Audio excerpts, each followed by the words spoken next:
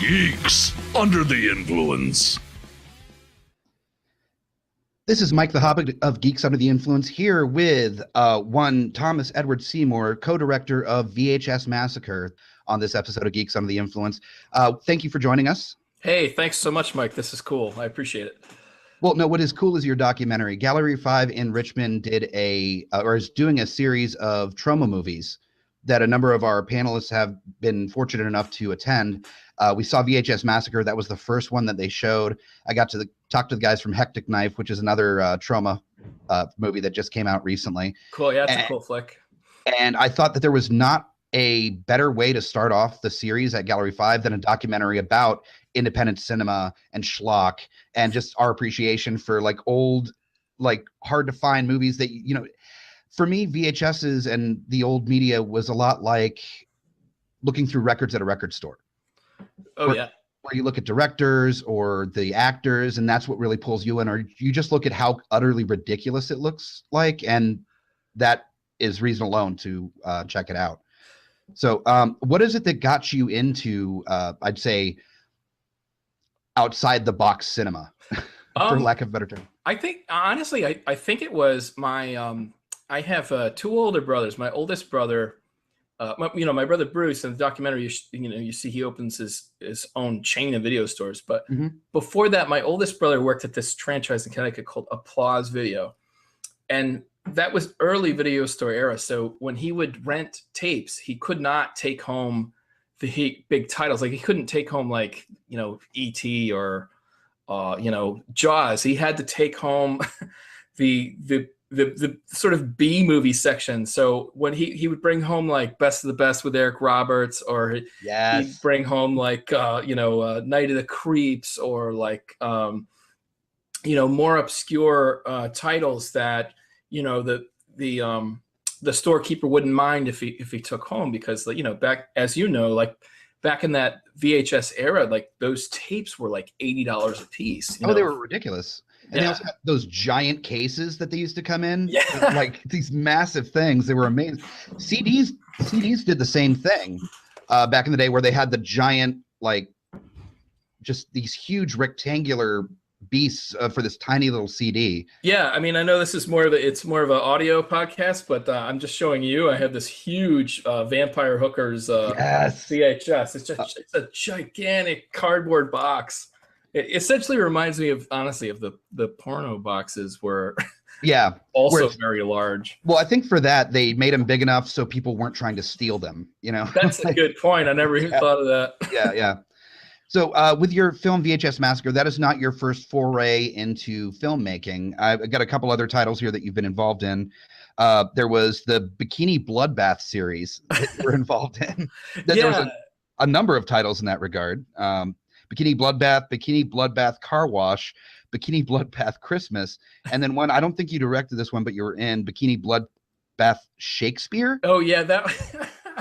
Thank you for mentioning those, because those every now and then, like it'll pop up. Someone will tweet like, "Hey, I saw this weird movie," But the Shakespeare one it's kind of cool actually. It's Bikini Bloodbath Part 1, but my brother Bruce hired these Shakespearean actors, and he rewrote all the dialogue in iambic pentameter, so it's all looped. So if you buy that DVD, it's all Shakespearean dialogue of the same visuals, So that's awesome. It was something he was passionate about, and he's like, let's do it. And I'm like, okay. So that was all my brother Bruce Seymour. He did that.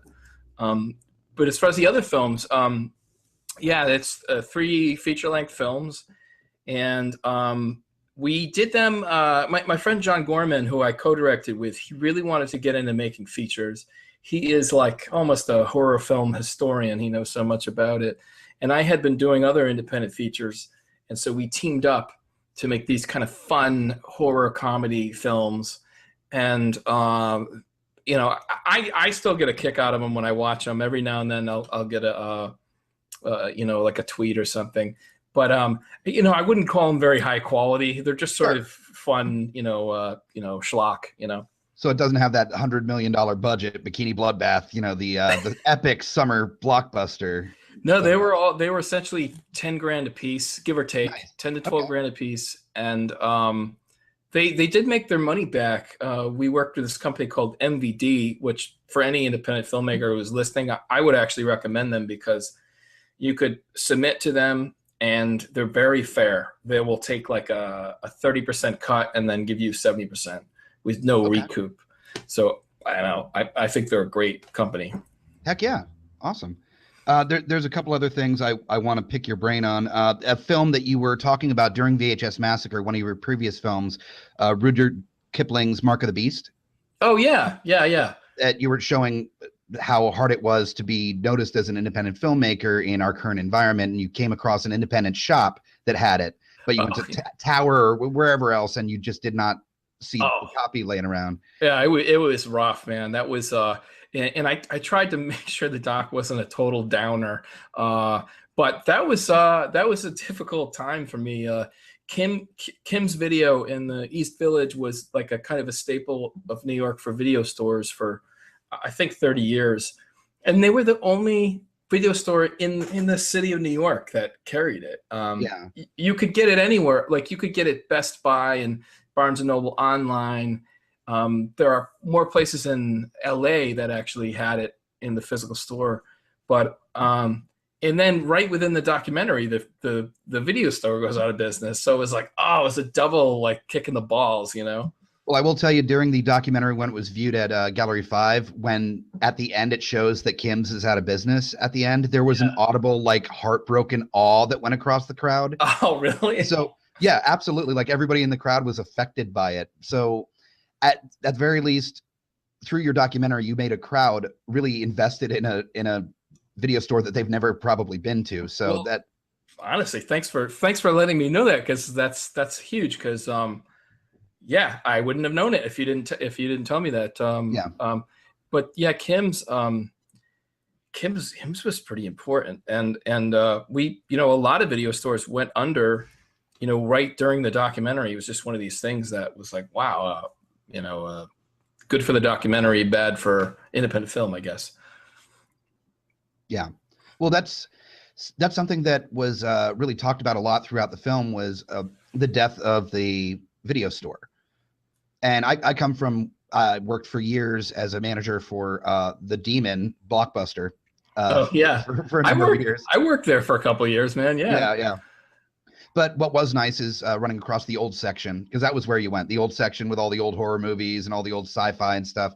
And I found so many cool videos that I'd never, and some really bad ones too, but it was the hunt. Oh yeah.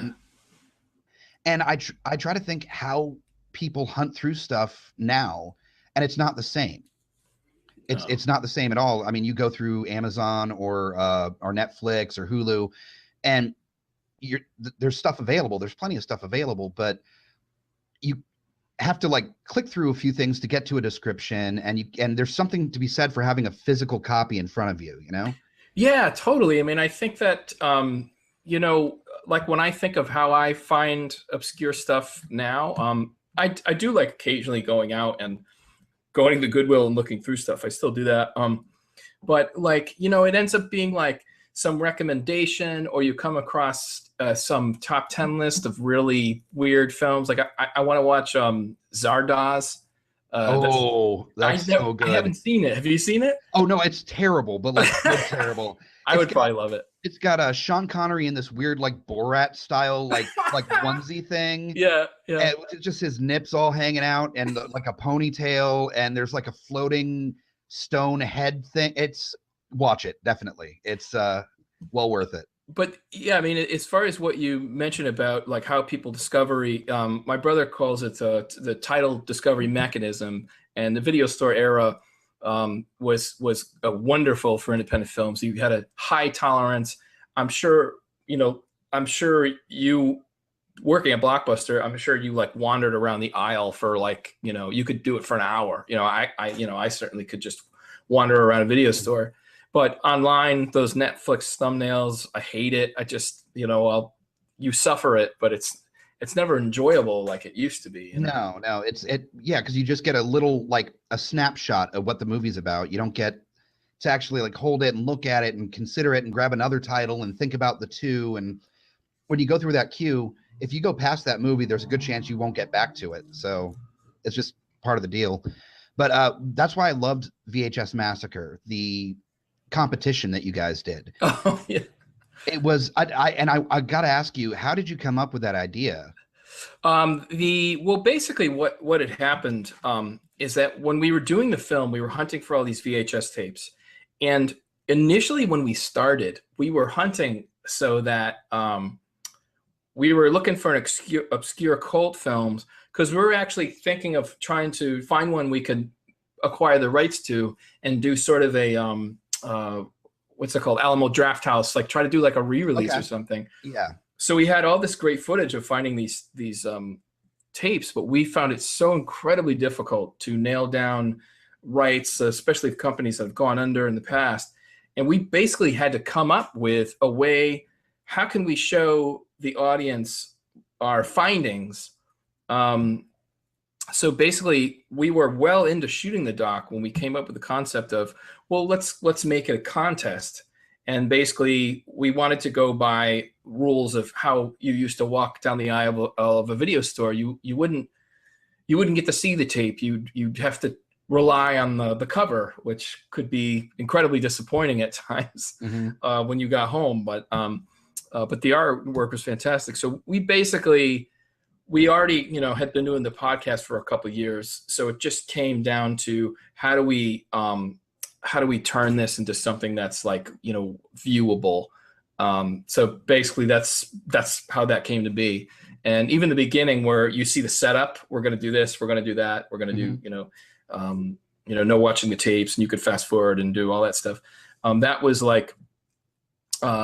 rules we came up with actually, a few months into already gathering our, videotape hunts. So it was that kind of a thing where it came out of the necessity of how to showcase these films, Well, that's kind of just how art ends up happening. I mean, the reason Jaws is so good is because the mechanical shark didn't work. That right. You guys came up with we had 6 panelists total, including myself, that went to the VHS Massacre premiere at Gallery 5. And all of us came out and almost simultaneously said, we have to do this. Man, that's so awesome. And at that point, we were talking about doing like an episode or like doing it live like we're planning on doing. We were talking about just at each other's houses just for fun, because the idea of hunting through and finding just the worst video, the opposite of what you normally look for, good, bad is one thing, but just plain bad. Like that old dude, that old grandfather with the puppets or something, that was just unsettling. Oh, Grandpa's Magical Toys. Yeah. Ken found that, and just from the cover art, he's like, this is so weird that we thought it was going to be gold.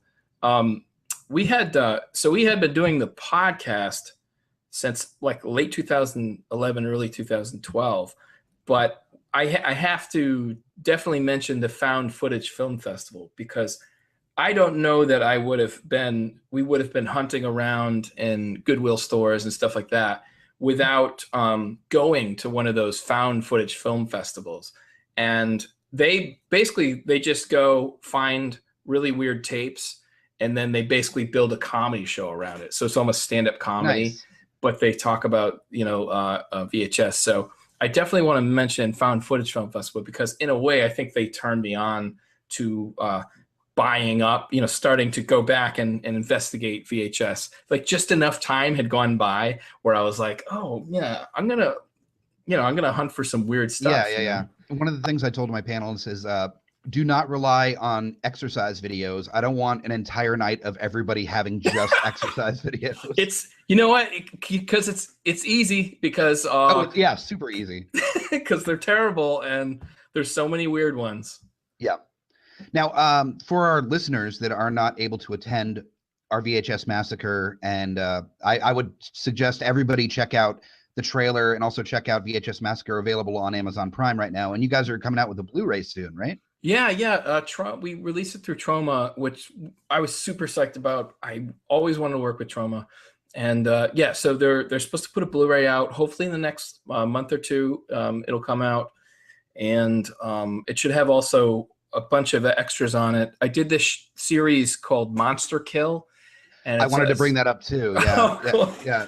It should be on that Blu-ray. So, well, and that's also available on Troma Now, correct? Which is kind of Troma's subscription service where you can watch old Troma movies, watch exclusive premieres from Troma, and what is it? Monster Kill. There's what, 4 or 5 episodes out at this point? Yeah, there's 5 episodes. They're sort of like Trailer Park meets Tales from the Crypt, sort of Rhonda Shear type thing. That sounds amazing. They're they have funny titles like Flying Snake Attack and Mermaiders from Space is one, and they're good. They're they're like 12 to 15 minutes. They're a fun sort of romp. You could blast through them pretty quick. Yeah. So I'd say everybody check that out. But I wanted to one more question before getting into the idea of VHS Massacre and the rules, and also like get you to do a spot for the actual VHS Massacre. Sweet. I noticed that you had a writing credit on IMDb and I'm very excited about this, and I want to get a little bit more info about a possible sequel to Surf Nazis Must Die called Skate Nazis Must Die. Now, yeah. I'm interested. What's going on with that? Well, it's basically, I had been working with Lloyd Kaufman and then Peter George, who was the original director of Skate Nazis Must Die. So it's very early on. There's a finished script, and then we basically have to see if they want to move forward with it. So it's by no means like a 100% going to happen. Sure, but it's definitely been moving along to the point where there's a finished script. And Peter George is 100% on board with whatever we want to do with it. So it would have to Troma would have to probably get behind it and try to push it. So we'll see. We're taking it slow. If it happens, that would be rad because I have some pretty crazy ideas for it. Well, that seems like such the obvious sequel that it's like, why didn't I think? It's very obvious, right? Yeah, it's my plot is that Manhattan's been domed off and only the rich live there, and their surrounding gangs that form out of the chaos. It's sort of like Logan's Run meets Escape from New York or something. Oh, just fuck you, take my money, like all of my money. If it happens, it'd be cool. But it was fun just to write it and to feel like, even in that way, even just writing it, to feel like I was part of that film, because I actually really like Surf Nazis Must Die. I think it's very cool. I think it's an underrated Troma film. It's probably one of their biggest films that never had a sequel. Well, it's kind of dug into like the schlock cinema culture so much that even the Creepazoids, who do our outro music for the podcast, they have a song called Surf Nazis Must Die. Oh, it's great. Yeah. A couple of those guys were actually on our Troma episode where we talked about Troma movies, and Surf Nazis Must Die. And that's kind of like background music during the intro is their version, Surf Nazis Must Die, which is they're basically just reading the back of the VHS tape for the lyrics. Yeah. Awesome, like man. a surf riff. But it's very much one of those films that if you like ridiculous cinema, you got to check out. So yeah, it sounds like you kind of figured out the spirit of that for a sequel, like with roving gangs and domed up cities and everything. Yeah, I mean, I tried to do that. I mean, I always grew up loving, like I said, loving cult films. And then I think about it. I think, VHS Massacre, I think mostly I concentrated on cult films, not only out of like, personally, that's what I like, but to me, that's the only thing that's interesting. I mean, I love a lot of mainstream films, but like if I was going to do a documentary on VHS and like just talk about like fucking Titanic or like Gone in 60 Seconds or something, like, wouldn't that be shit? I mean, who would watch that, So I think it was, it made sense for the doc, but I also just love that kind of genre. Troma films. I mean, Toxic Avenger essentially changed my life. I don't want to be too dramatic about it, but I saw it way too early. And so it definitely affected me, Sure. Now, we're going to show the trailer for the before we do our VHS Massacre, so we can go over the rules and everything. But do you have any tips for our listeners that might want to do one with their friends? I would quote Nick Brewer from the Found Footage Festival, and when we interviewed him for the doc, he said you got to dig through the shelves. You got to go through the. You can't just look on the surface. You got to pull the tapes out and dig through the second shelf.